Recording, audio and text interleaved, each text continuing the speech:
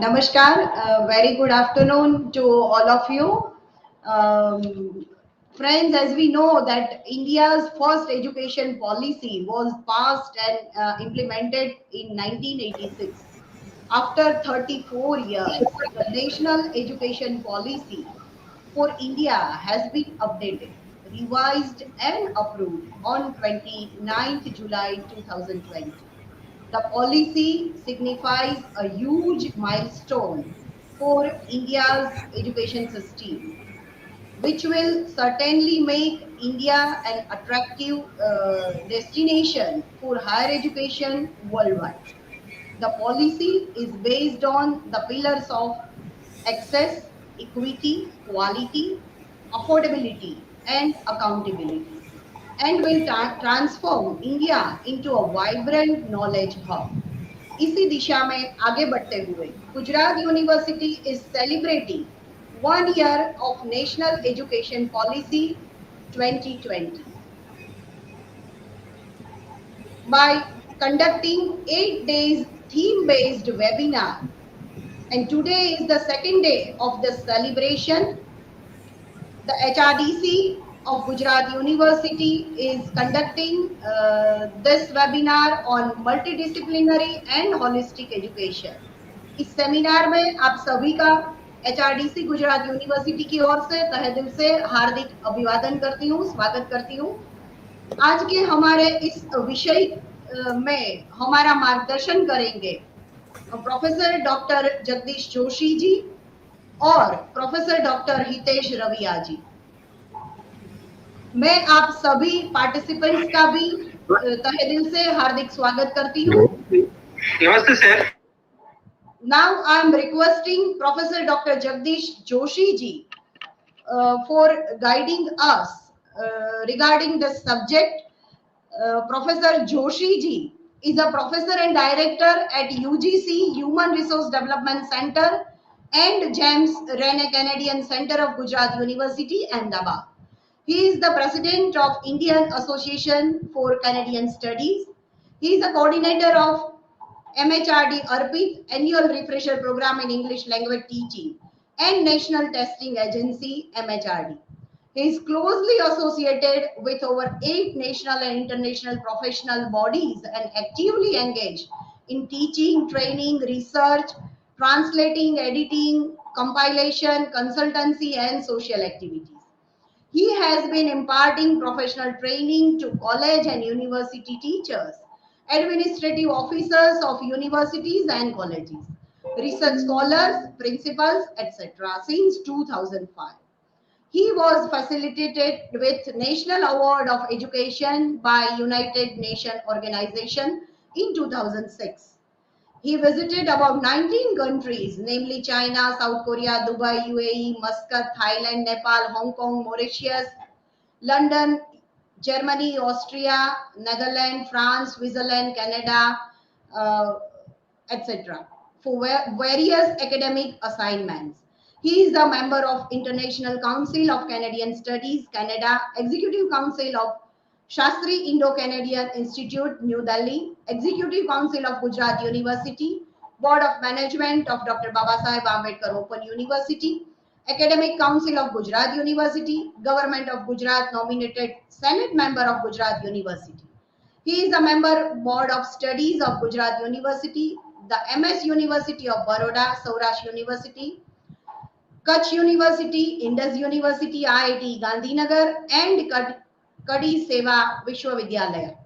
He has authored or edited about 17 books apart from couple of academic journals. There are about 50 published research papers at his credit. 15 PhD scholars were awarded PhD degree under his supervision. He has designed about 150 courses. He regularly contributes to TV, radio, satellite programs, e-journals, websites, and academic journals. He has a principal investigator, has completed major research project entitled Researches in English funded and awarded by UGC. His ARPIT 2019 Swayam program stood second amongst all the ARPIT programs in India with 9,000 participants. So, sir, I'm requesting you to guide us regarding this topic on multidisciplinary and holistic education.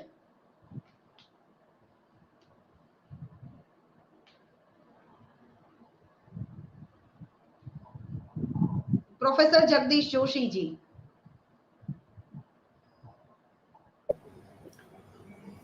Welcome, friends. Welcome to this webinar of UGC Human Resource Development Center of Gujarat University, Ahmedabad. Friends, we organize a series of programs as per the guidance of UGC and Government of India Education Department. This is very important aspect of education and national education policy, which we are going to discuss today. As all of you are aware, we are going to talk about holistic and multidisciplinary education. That's what we are going to talk about. This area is something which is very well known to India. For India, for us, this area is not at all something which is alien, because we have been practicing this since many years. When I am talking about this, I should give some idea about the HRDC, which is organizing this, and the Gujarat and the university which is organizing this. Friends, as you are aware, that Gujarat University is 5-star university given the stars by Gujarat State Institutional Ranking Framework, and we can say that number 1 ranked university in Gujarat by GSIRF for the current year and the last year. So for 2 years, we have been ranked as number 1 university. As far as the HRDC is concerned, this HRDC is one of very pioneering HRDCs. The HRDC, which has started in 1987, we organized more than 700 faculty development programs. We have organized various faculty induction programs like Guru Dakshata, orientation programs, refresher courses, faculty development programs, short-term courses, winter school, summer school, and many other programs. I request others to, I guess, keep their mic on mute because it's echoing somewhere. So we organized various programs like workshops, seminars, summer schools, winter schools, symposia, international conferences, and many other such programs. We have been pivotal in organizing PhD coursework. We initiated PhD coursework in online and blended mode, which has been appreciated by UGC and many other institutions and the students and the scholars. Friends, this is the time when we should do something which is really useful to our students. So we have started this PhD coursework program in a blended mode, where we deliver something in online, and then we ask them to do a lot of work. They go for field work, they work under their supervisors, and many other aspects are there. Likewise, we have gone for various programs like online refresher courses in ARPIT model. This ARPIT model was launched by UGC and MHRD in 2018-19, and this HRDC is one of very lucky institutes in India who got a chance to launch this for the first time in the history of Indian higher education. In that first course, we have about 2,100 enrolled participants. We have run the program for the second year also, that is in 1920.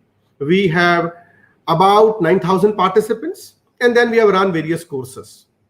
We have run about 130 e-content development programs. That is, how to develop e-content is very important nowadays.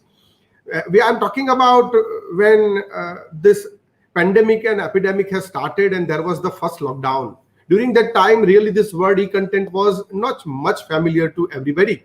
So we tried and we started those kind of programs. We started a training which can help our participants to understand what e-content is and how can they develop their skills for that. Basically, it is very important for us to develop our skills. So likewise, this HRDC is pioneering many programs, and we organize different kind of programs. Let's talk about the present webinar and the topic of the webinar which we have chosen today. Basically, we were asked by UGC to go for such webinars and the university has given responsibility to this HRDC to run such program. So we are thankful to HRDC, thankful to Gujarat University, and thankful to UGC for suggesting this. Friends, you know, holistic and multidisciplinary education is not something which is alien to us, as I told you.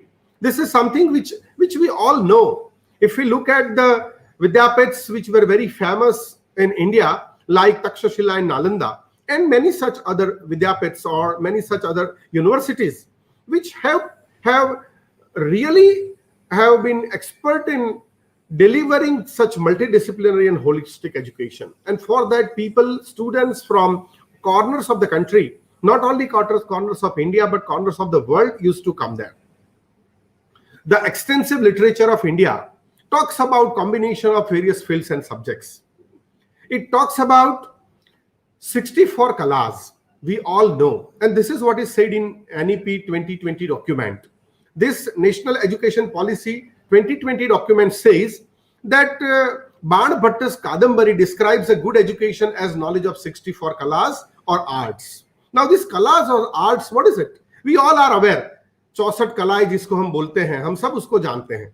तो 32 गुण और 64 कलाएं, तो ये 64 जो कलाएं होती हैं इसको सीखी जा सकती हैं. We have a very long Gurukul parampara.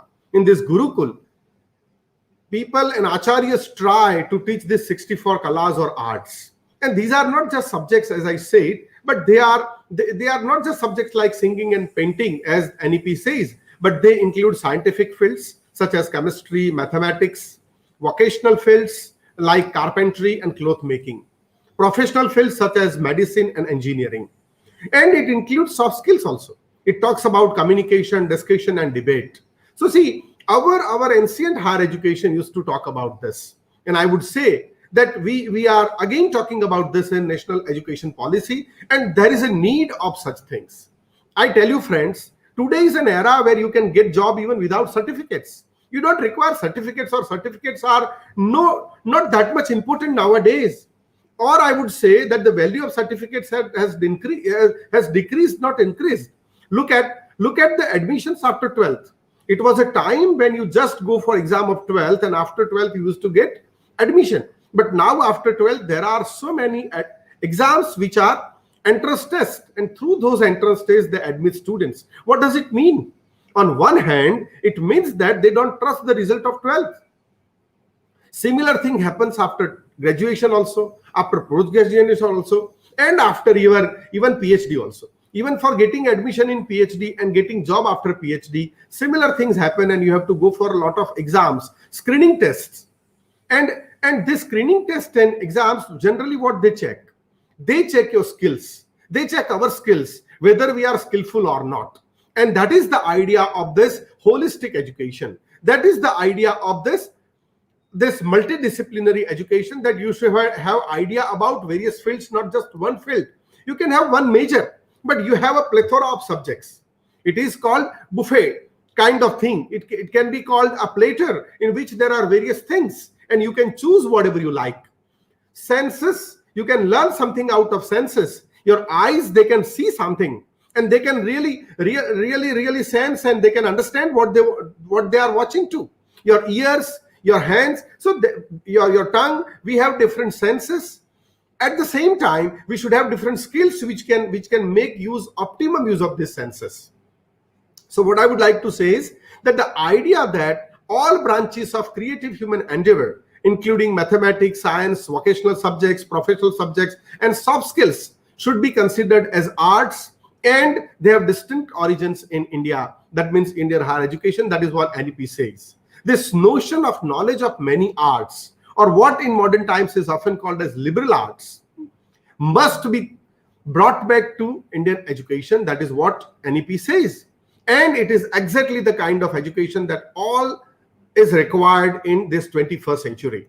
If I sum up what the Commission says, then such education will help. That means this holistic education will help develop well-rounded individuals. That means all-rounded individuals that possess critical 21st century capabilities in various fields, including art, science, humanities, languages, social sciences, professional, technical, and vocational things. Ethics of social engagement, communication, discussion, debate, and rigorous specialization will also fall under this holistic education.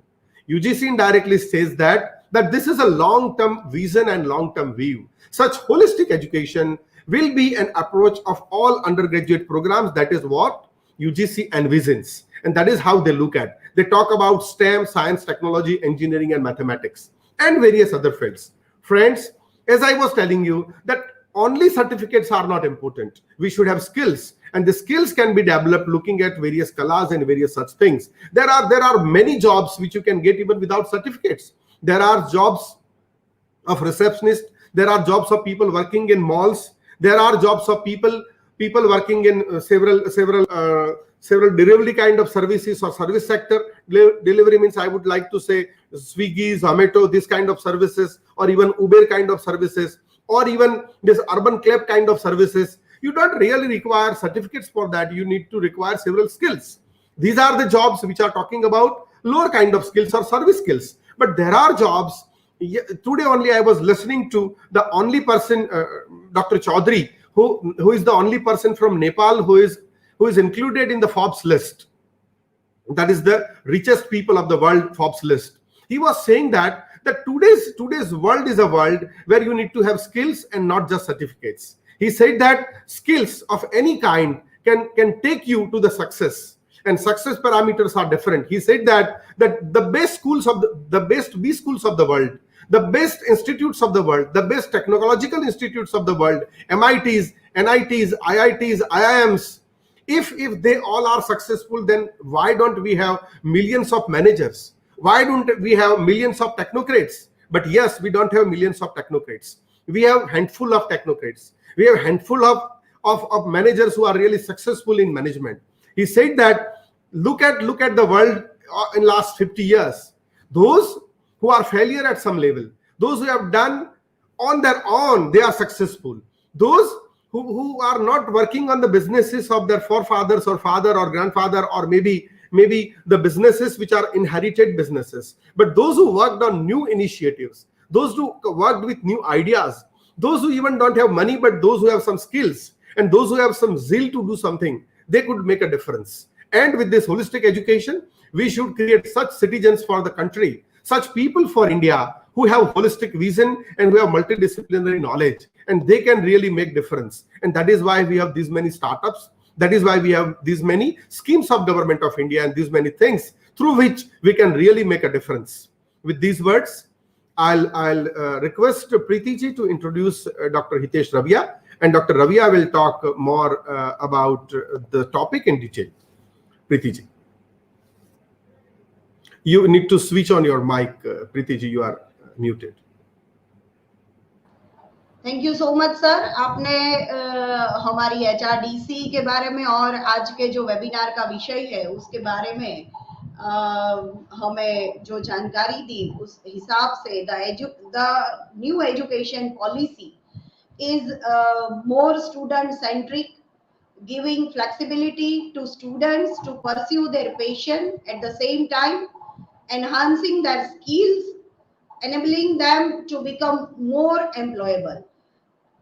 Undergraduate degrees will be of either a 3 or 4 year duration with multiple exit options within this period, with appropriate certification for those dropping out at a certain point in the course. Higher education will also be able to offer master courses of different designs based on the undergraduate degrees of the students. Friends, as we know that the national education policy replaces homogeneous format to concept of singular streams called liberal education. और हमारी इस HRDC के बारे में जो हम बात करें तो UGC HRDC of Gujarat University is one of the oldest HRDC of India. आज हमारे द्वारा इस वेबिनार में हमारे साथ प्रोफेसर डॉक्टर हितेश रविया जी उपस्थित हैं. उनका मैं गुजरात यूनिवर्सिटी की ओर से हार्दिक अभिवादन करती हूँ, हार्दिक स्वागत करती हूँ. हितेश रविया जी has a total experience of 23 academic years of teaching at the college university level, including 15 academic years of PGTG. He has been serving as PhD MPhil guide supervisor since 2009. He has successfully guided 22 PhD MPhil students. He has got 32 of his research paper published in UGC recognized peer-reviewed journals having ISSN and books having ISBN so far. He has got 20 books published from the renowned international publishers, Macmillan Publishers, India Limited, India, and Orient Black Swan Private Limited, India.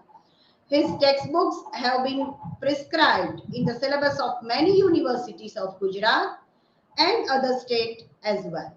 His two books, namely William Shakespeare's The Tempest and William Shakespeare's A Midsummer Night's Dream, have been prescribed as textbook in class 9th and 10th, respectively by Meghalaya Board of School Education, Tura, from the academic year 2018 to 2019. He has participated in various training courses, teaching, learning, evaluation technology, faculty development programs organized by Asia Pacific Center of Education for International Understanding, Korea and Bhutan Commission for UNESCO, Bhutan at Paro, Regional Institute of Education, Bhopal, Center Institute of English and Foreign Languages, Hyderabad, and UGC Academic Staff Colleges, Department of Education, Government of Gujarat, and UGC HRDC, Gujarat University, Ahmedabad.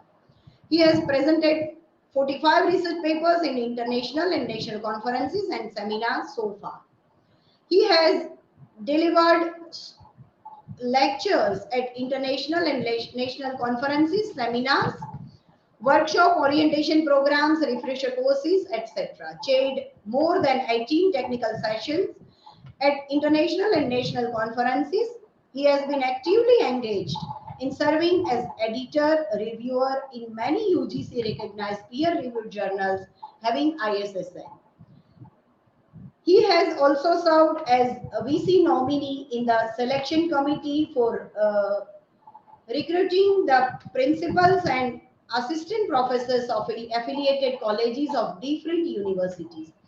He has also worked as a member in academic and audit accreditation peer team, Knowledge Consortium of Gujarat, Government of Gujarat. He has been rendering his service as a subject expert resource person at RIE and CRT Bhopal and Gujarat Secondary and Higher Secondary Board, Gandhinagar.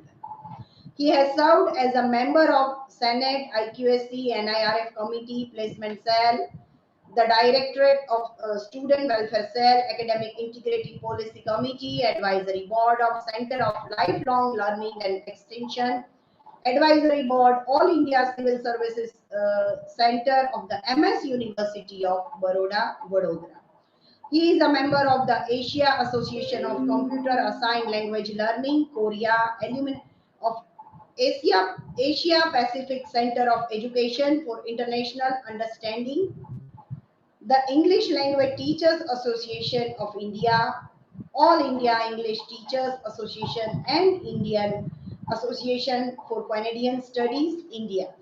So, sir, I'm inviting you for your today's session on multidisciplinary and holistic education, Professor Dr. Hitesh Raviyaji. Thank you, Professor Mayani.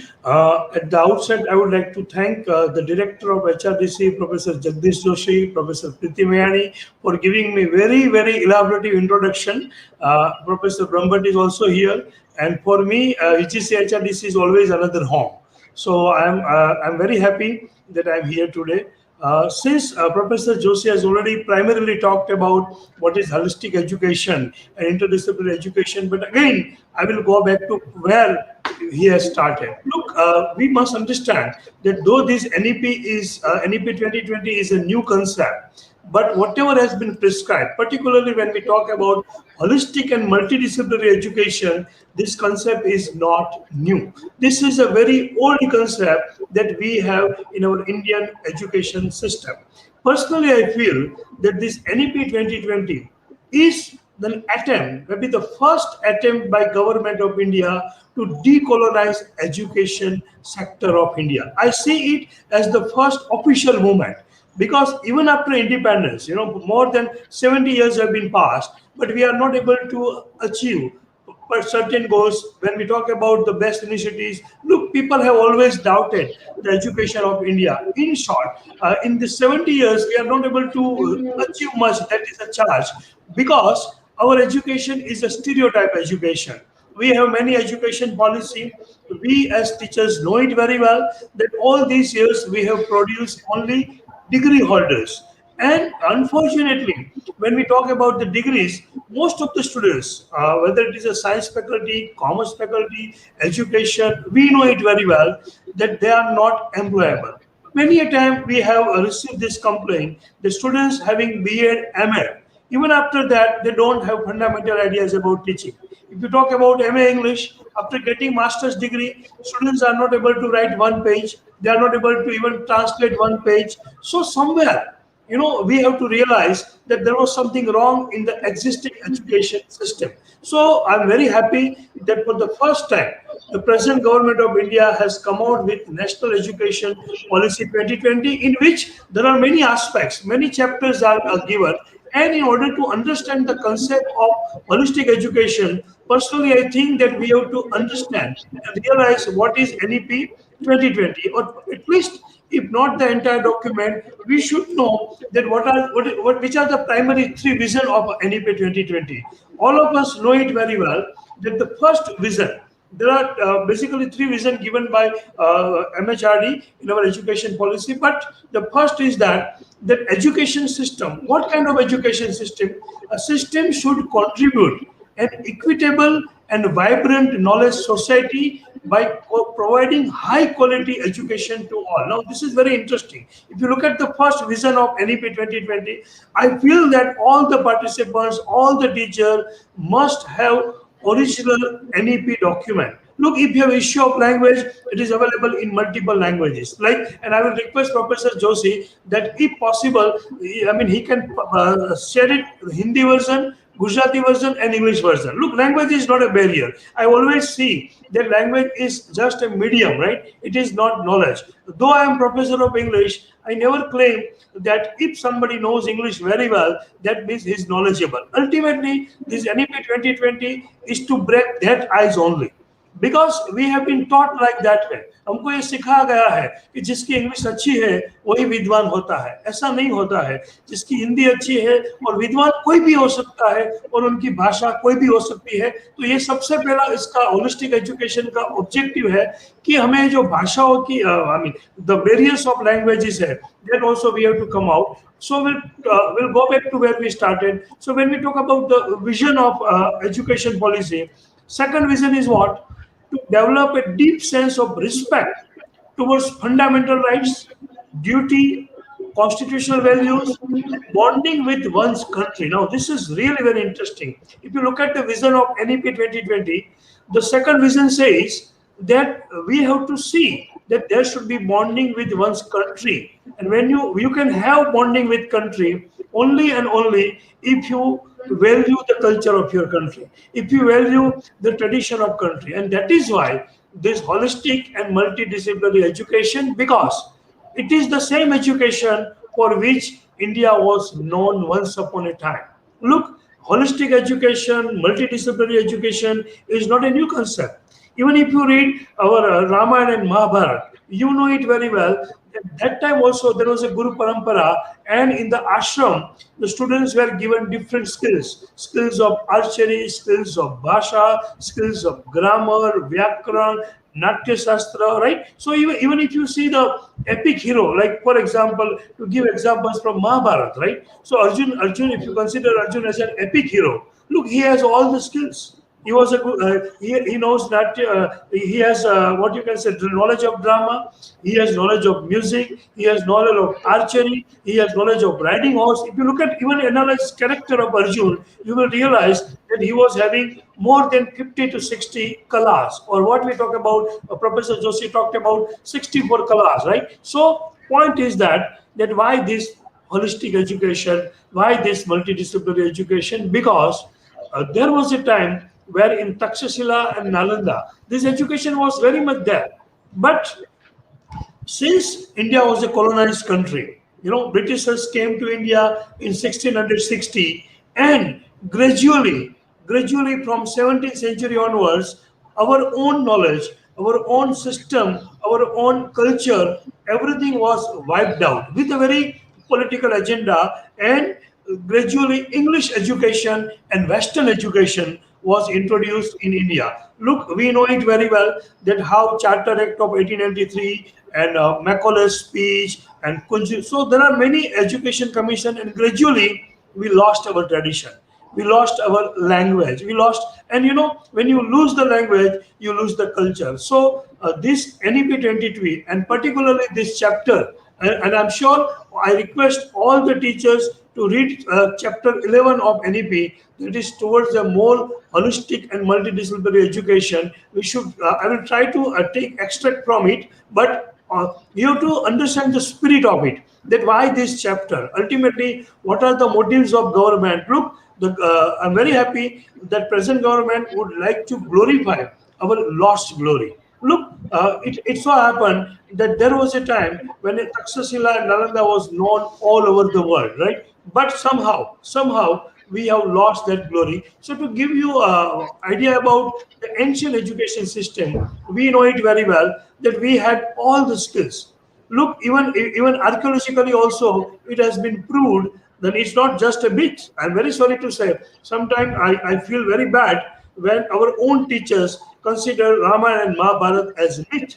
You must realize that Ramayana is not myth, because if Ramayana is myth, then why the Supreme Court of India has proved on record that Ram was born in Ayodhya. So I request all the teachers that look, if we don't respect our own culture, if we don't respect our own religious book, if we don't respect our own knowledge, then why other will respect you? So first thing is that, and it is the duty of the teachers, that through syllabus, through teachers, the objective is to create a personality of the students in such a way that they can survive in the society. Look, 21st century is the century of what you can say knowledge-based society. Only knowledge will survive and not the degree. Professor Joshi rightly said that you can achieve a job, you can get employment even without degree. For example, if a student is having master degree in English, PhD in English, but if he can't speak for 15 minutes, he cannot even run a coaching class. Whereas I have seen many teachers, many students, they earn more than professors, more than vice chancellor, having their own institute. Why? Because he has a skill of English. So whatever we do, there should be overall skills. So coming to the point, I read out from the original extract of point number 11 that India has a long tradition of holistic and multidisciplinary learning from university as Takshashila and Nalanda, and we had 64 kalas. So meaning is very clear that now these barriers of degrees, barriers of commerce, science, gradually all the walls will break. Because as per NEP recommendation, even it is possible that students of arts faculty can get admission in engineering. It is possible that even students from commerce can get admission in some of the subjects of science. So present education is heavily lauded. Parents are always worried. You look at the scene of physical examination. Now, for the last 2 years, we don't have physical examination, but I've seen outside the school, you will see hundreds of parents waiting for the, kids to come out from the appearing in the examination. And when they go for the appearing in the examination, we feel as if students are going on a war, So why this so much of what you can say burden of education? It is all because we have followed Western model of education very blindly. Somehow we have missed out what was required. So NEP 2020, and particularly this chapter, is an attempt, I will put it that it is an attempt to decolonize Western education system and to enhance and to develop the skills. Now, how will we do it? That is the question, right? Professor Joshi also talked about, all of us know it very well, that we all talk about holistic education, multidisciplinary education, but how? I think that it is a long process. Look, it will not change in 2 years. We will have drastic change at the school level, and then later on we will go towards higher education. So we will be able to see the fruits of this, what you can say, scheme, maybe after few years. It will not happen because we have to, you can say, collaborate. Look, school, higher secondary, higher education, everything. So the first target would be what? To change the existing curriculum. I'm sure, and most of the universities have already started it.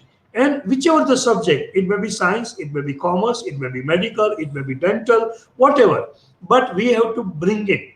That means even if students is studying in the arts faculty, right, he should be able to study music if he likes. So look, it is an advanced version of choice-based credit system.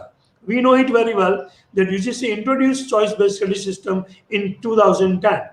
No doubt, choice-based credit system was also a good idea, but we are going now one step ahead. Because when you talk about CBCS, it was most of the time it was within the faculty.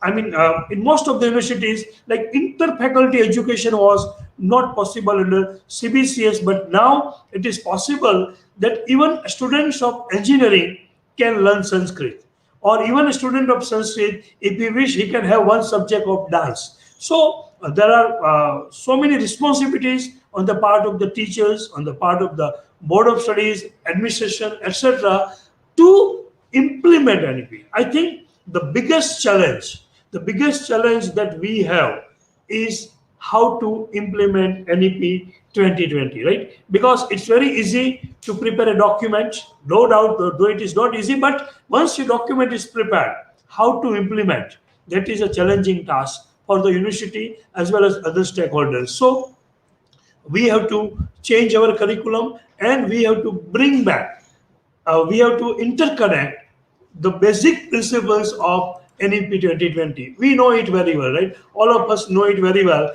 that the entire concept of NEP is based on, first is respect for diversity and local context. So we have to bring in curriculum, we have to bring in pedagogy, in our policy, a content whereby our students can develop respect for diversity and local. I think respect for culture, respect for diversity, respect for other religion, respect for all types of diversity is the first key of NEP 2020. So it is like Vasudevam Kutum. This policy is going to bring back the glory of, we all Bharatiya or as Indian, so that we can live together.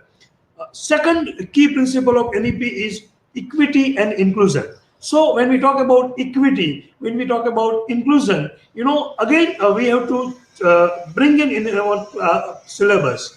So it is not only about the equity and inclusion, there is also a provision for community participation. So when we talk about community participation, we know it very well that we have to encourage, we have to facilitate philanthropic, private, and other things. Look, that means education will not remain only in the classroom. Education will not remain only under the control of university. Now, under this, there is a possibility that even student of my department can go to other industry, other university, and can earn the credit. So even the degree which will be given at the end of 3 years and 4 years, in which there will be many changes. There will be provision of training, there will be provision of visit, field trip. Look, we have to bring change in our curriculum. At present, our syllabus is only textbook centric. I'm very sorry to say, but in most of the universities, even after the graduation, even after the 6th semester, there is no provision for the students to experience real society. So that how it works. For example, since I'm professor of English, I'll give you one example of MA English. That you see the syllabus of my MA English in any university, students will not get a chance to visit the newspaper. I think that if students are doing MA English, there should be a provision that for 10 days, 15 days, they work in Times of India or India Today. They should work in the studio. They should visit other department, field study, library. Unfortunately, our entire focus is only on textbook. So we complete the syllabus, we conduct the exam, students get the degree, and it's all over. But somewhere the skills are missing. The holistic education is missing. Interdisciplinary skills are missing. And when we talk about skills, we know it very well. The skills of 21st century are altogether different. Look, when you talk about Indian culture, that doesn't mean we will not respect ICT, we will not respect soft skills. So another point which is included in the holistic education, that is, we also have to develop certain 21st century skills. And when we talk about 21st century skills, and if you look at the soft skills, the list of soft skills which is given by UNESCO, we know it very well that first comes critical thinking. Look, it is the duty of the stakeholders to intervene our curriculum in such a way that we should develop critical thinking. That is the first thing. Professor Joshi was giving an example that by having critical thinking, one can achieve success. Look, you have to think out of the box. Look, not stereotype education. So, and those who have achieved success, when I talk about success, there are different versions of success, but primarily when you talk about the success in society, in terms of finance, in terms of fame, we know it very well that those who have thought out of the box. You have many examples. For example, even this Flipkart, Amazon, Zomato, Swiggy, all this startup, all innovations, they have achieved a success because they thought out of the box. So look, our education should be such so that in each, it may be technology, it may be commerce, it may be managed, but we have to think out of the box. We have to develop the mind of our learners in such a way that they don't require job. What our honorable Prime Minister says, that it should be Atmanirbhar. Look, many people have not understood the concept of Atmanirbhar. When you talk about Atmanirbhar, means self-dependence. Look, it is reality that not all the students will get a job. It is not possible. It is not possible. Jobs are not for it. Even at present also, not more than 4 or 5% are having a job. But we require different people in society. So when we talk about Atmanirbhar, meaning thereby that whether you are in job, whether you are doing startup, whether you are a business, whatever, but you should be able to survive. And I still believe that good people, skilled people are required at each and every stage. We have produced only degree holders, unfortunately. And I think all of us are responsible for it. And this is the golden opportunity that by implementing NEP 2020, we will be able to do so much. But as I told you earlier, the biggest challenge is how we implement. So very briefly, though this is not the time, but to talk about 21st century skills, I would list out few: critical thinking, creativity, collaboration, communication, information literacy, media literacy, technology literacy, flexibility, leadership, initiation, productivity, social skills. There are many skills. All these skills are required to be interwoven in the curriculum. That is what holistic education is all about. That is what multidisciplinary education is all about. So when you talk about it, we know it very well that in the past, in the Nalanda, in our ancient education, everything was there. Look, we have produced the best scientists also, right? So even the concept of science, that was also there. So we can say that from the time of Rig Veda, Ved onwards, right? Our ancient education system was there. But somehow, our education was based on holistic development of individual. When you talk about holistic, it's not only outer. It is inner as well as outer side. So when you talk about holistic education, individual is required to develop both inner and outer. Unfortunately, in the present education system, there is no provision to even look at inner.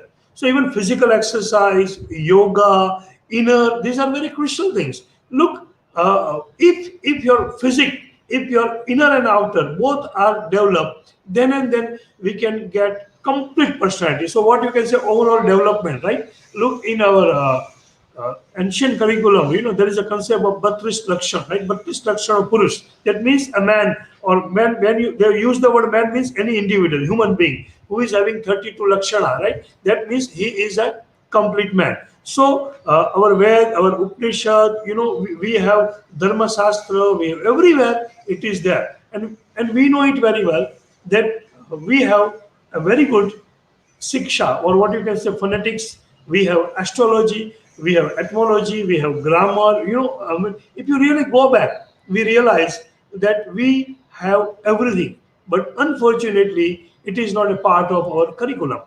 And what is taught in the history? I'm very right. Though I am not a professor of history, I'm not the right person to talk about. But when I remember my school days, I realized that we were taught that India was a very in a poor condition, and from 11th century, 12th century, it is a dark age. And then Mughals came, Portuguese came, and all of us conquered us. And then Britishers came, and they conquered us for 400 years. This is what it has been taught. You take up any textbook of history, right? The history will begin only with 11th century. Only few chapters will be there about ancient India or Vedic or Sanatan, right? So this NEP has also given an opportunity, right? I think it is possible. Like for example, in my department, what we can say, Department of English, we have already experimented that there is no need to teach certain canonical texts. There are certain canonical texts which are politically prepared texts by the Westerners. We have a rich heritage. Why can't we teach Kumar Sambhav? Why can't we teach Bhagavad Gita or extract of Bhagavad Gita in the Department of English? So, point is that we have to change the curriculum. We have to change the mindset, and we have to change the system. It's very difficult task. I know it very well. But ultimately, if you really want to achieve the goals of holistic education, then we have to do it. So, coming to how to attain the holistic and multidisciplinary education, I think all higher education institute, we have to develop credit-based courses and a project in the areas of community engagement, environmental education, value-based education. Look, we have to bring environment, we have to bring a society, and value-based education will prove a very important point. So the point is that even the structure of the syllabus will be different, the number of courses will be different, and I'm sure that there will be something called academic, UCC has already announced now, academic bank of credit. That means it is possible that students will study, but few credits he will achieve from other university. Suppose a student of my university would like to attend a course from Gujarat University, we have to give the liberty. So each university will be required to prepare a credit bank. That means as we have money invested in our bank and we have a passbook, similarly students will have his own credit bank and he can achieve credit. So for example, if possible, one student may achieve 2 credits from a course offered by Somnath Sanskrit Mahavidyalaya or Sanskrit Mahavidyalaya or from Children University. There will be a possibility, and I'm sure that government will think about it, because government has to provide.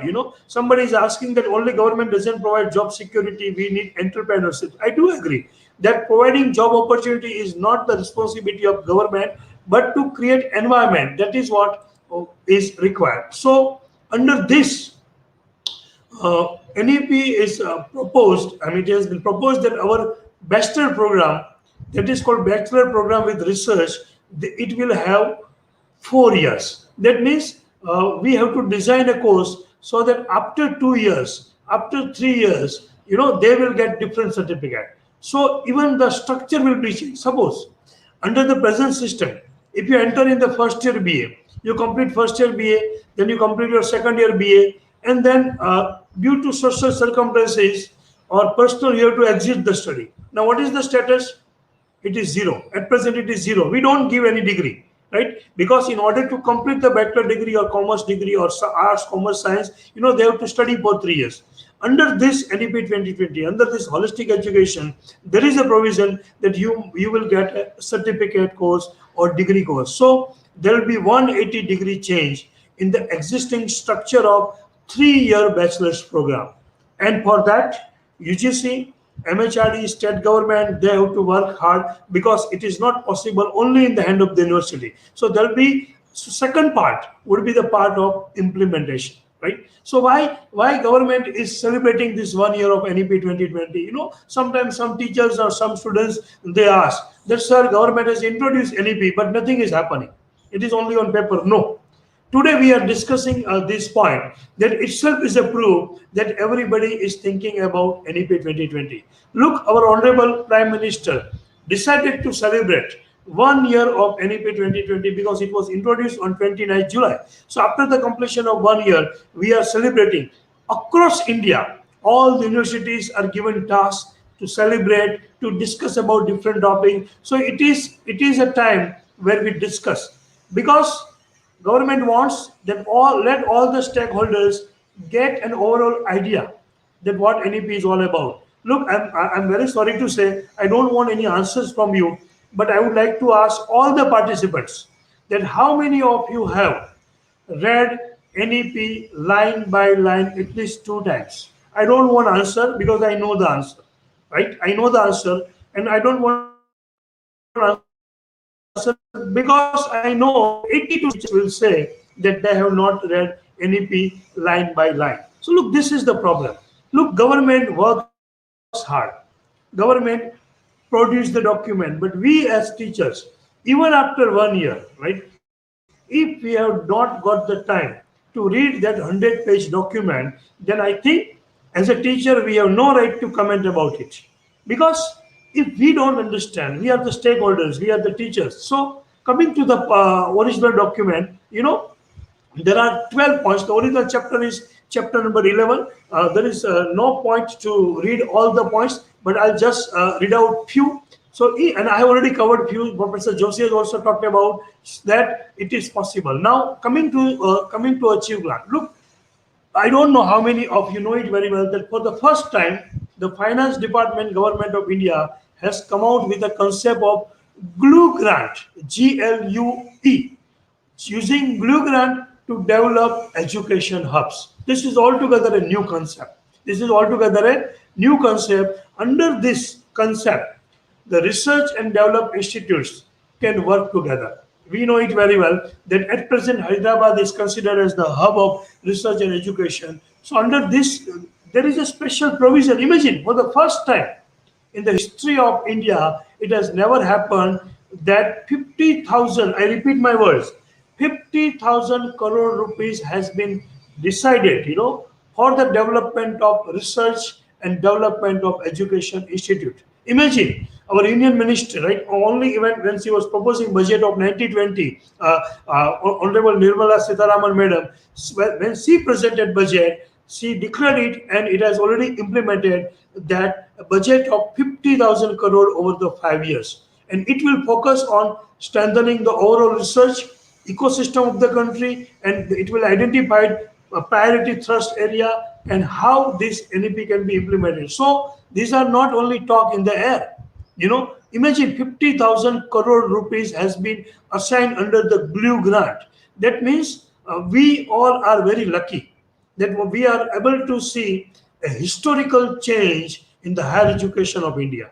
Right? Historical change. You will look, you will see the result after 10 years. It is a reality. If 10 years back, if somebody would have told you that in India it is possible that you can attend your online course, you don't have to go to school, you can invite any resource person from any corner of the world, all of us would have laughed that it is not possible. Imagine 10 years back, all of us have attended seminar conference by visiting, booking of train ticket, flight ticket, but now all of us are connected from all over India thanks to Professor Joshi and the ICT development. So point is that, sometimes if a new era is coming, in the initial stage, we don't believe it, but it is a reality. So this is also a challenging job for you as teachers as well, that we also have to develop our mind. Look, if I am a teacher of English, that doesn't mean I teach only history of English literature. No, I have to go out of the box. So teachers have to learn new topics. Teachers have to also have to learn new skills, because if we talk about the new skills for the teachers, if we talk about the holistic education and importance of interdisciplinary studies about the students, same is applicable to teachers as well. So I think there will be a new chapter which I'm sure Professor Joshi would one day organize, that are the accountability of the teachers in 21st century in the context of NEP 2020. That what is expected from teachers, how we as a traditional teacher will become a different teacher in 21st century. So, look, as I told you earlier, that NEP document is like Bhagavad Gita. One can talk, one can deliver thousands of lectures, hundreds of lectures. It will not end because each teacher interprets it differently. And that is what brainstorming session. Look, why this one weekly program? Why this program is organized? So it is nothing but an attempt to awaken the sensitivity of the teachers, because ultimately when you go back to your institute, right, you will be, and when, if you are a board member or if you are a member of syndicate or whatever capacity, whatever, when there will be an issue of syllabus revision, you will remember this lecture, Professor Joshi, that yes, something was told about holistic education, so we should bring back.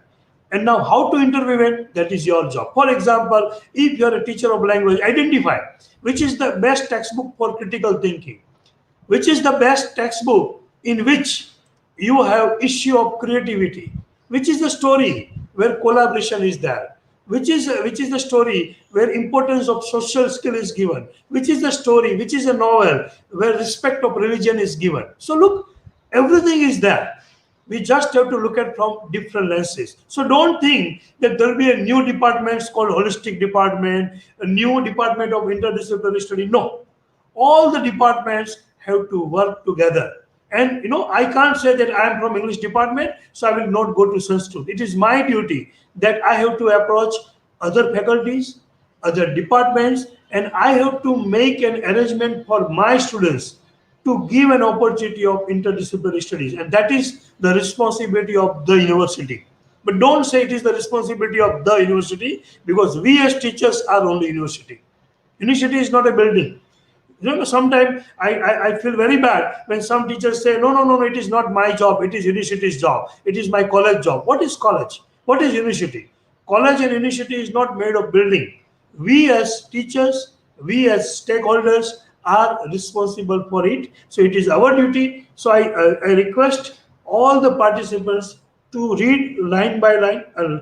Luckily, the NEP original document is available in multiple languages now, so that issue should not be there at all. So coming to ancient education system which we started, we know it very well that we had a very good parampara that is called Gurukul, or what you can say ashrams.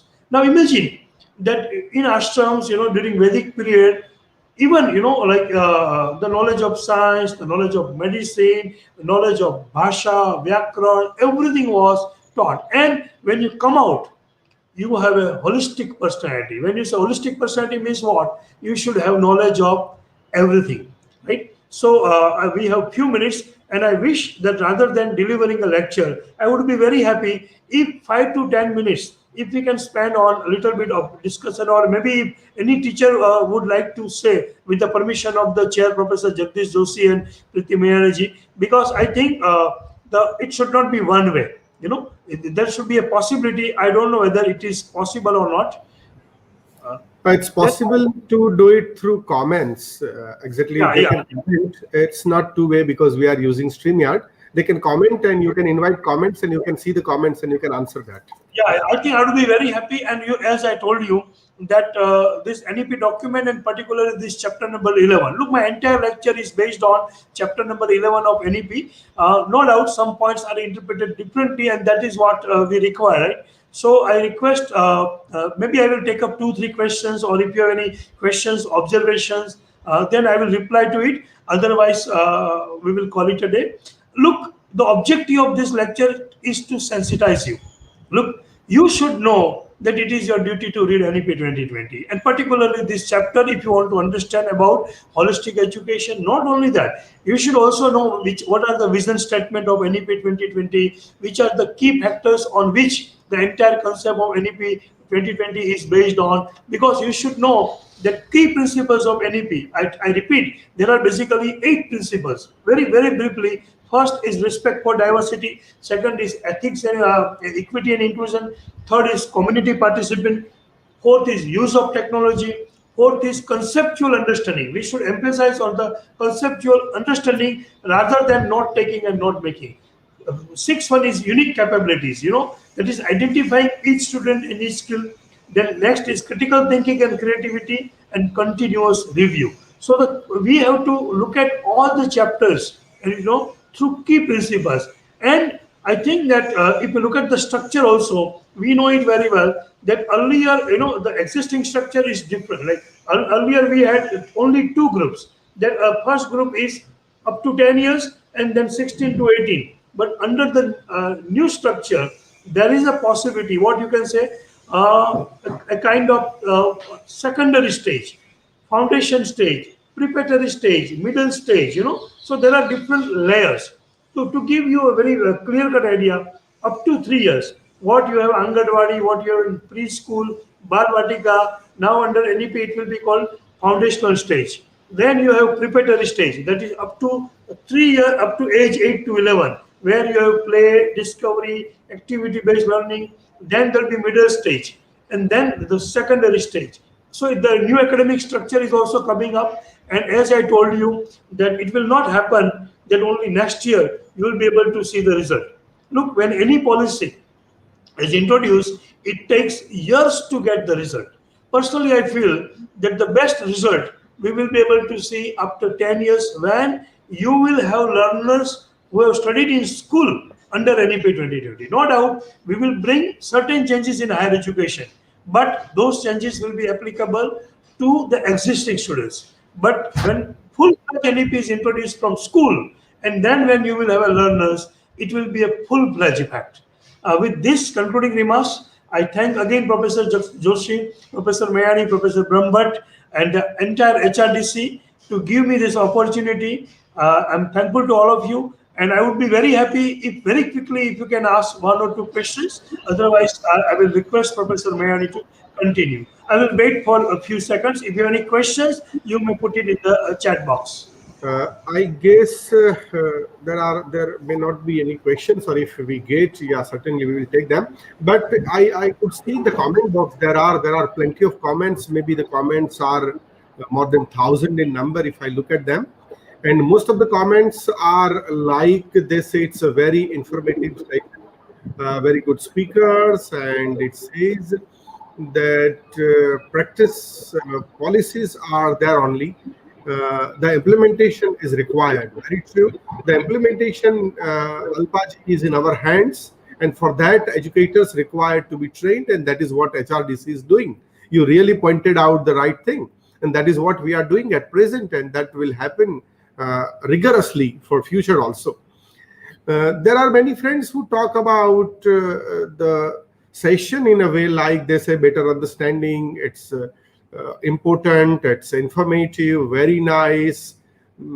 There are various suggestions, and I guess it is full of praises. So, and really, I guess that our participants would really have received something out of this. Over to Chandrakant Bhai.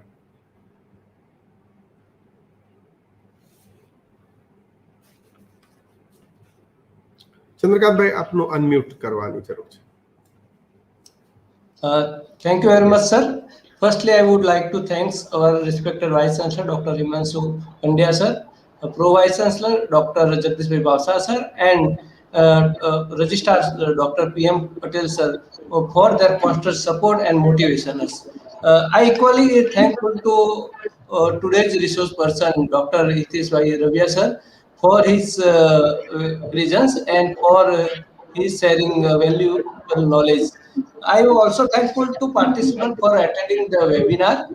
I am also thankful to all the people who helped us to make the webinar successfully. I am also thankful to our HRDC staff. Thank you very much, all of you, Dr. Prithvi. Thank you so much, sir, for your vote of thanks. Friends, as we know that the National Education Policy has managed to touch the untouched part of education system in India.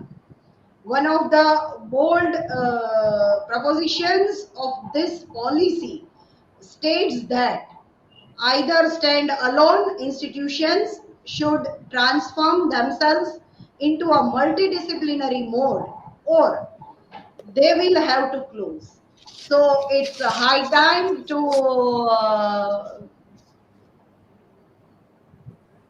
remembrance that our honorable Prime Minister Narendra Modi ji, while addressing the inaugural session of the Governors Conference for National Education Policy 2020 through video conferencing, and said that the new education policy will give a new direction to the social and economic life of the 21st century.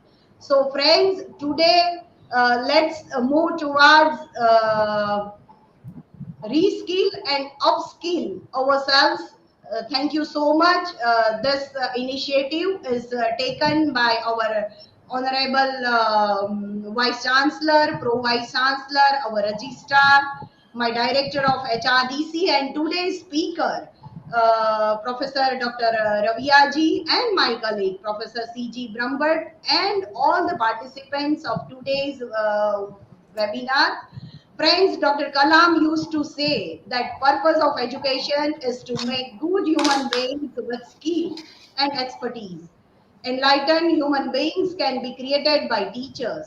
Change in the education policy is a major way to provide the nation better students, professionals and better human beings. So हमारा ये इस दिशा में छोटा सा प्रयास है Gujarat university की ओर से, और हम जैसे हमारे आज के एमिनेंट स्पीकर ने कहा कि कम से कम हम 2-3 बार ये नेशनल एजुकेशन पॉलिसी को पढ़ ले, समझ ले और इस दिशा की ओर हमारा पहला कदम बढ़ाए. Thank you friends, thank you one and all. Goodbye, take care of yourselves. Have a great day. Thank you. Thank you. Thank you, Hitesh. Thank you very much.